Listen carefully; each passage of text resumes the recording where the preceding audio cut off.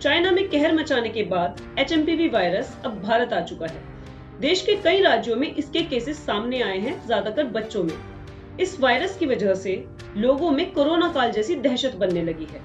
तो क्या ये वायरस कोरोना जितना खतरनाक साबित होगा? चलिए इसके बारे में थोड़ा डिटेल में बात करते हैं।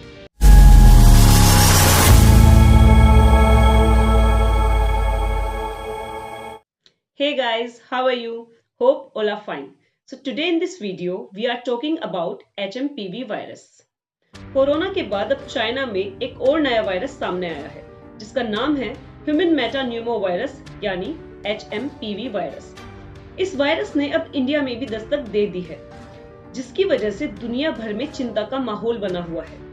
मलेशिया में भी इस वायरस से रिलेटेड 327 केसेस अभी तक सामने आ चुके हैं। तो कहने का मतलब ये है कि इस वायरस को लेकर अब लोगों में जागरूकता बढ़ाना बेहद जरूरी हो गया है।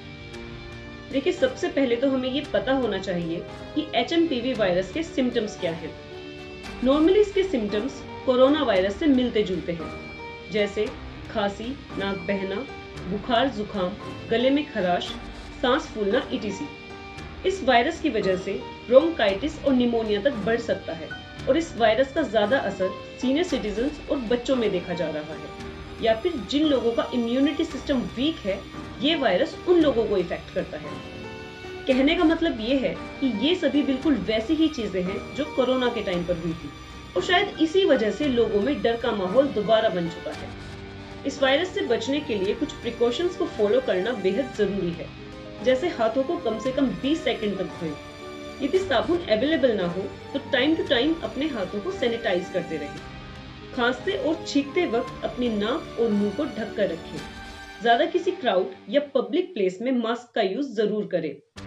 बार बार अपनी आंख, नाक और मुंह को छूने से बचें। अब देखिए, ये सभी प्रिकॉशंस बिल्कुल वैसे ही हैं जो कोरोना वायरस से बचने के लिए थे, तो जाहिर सी बात है लोगों में डर का माहौल बनना ही था।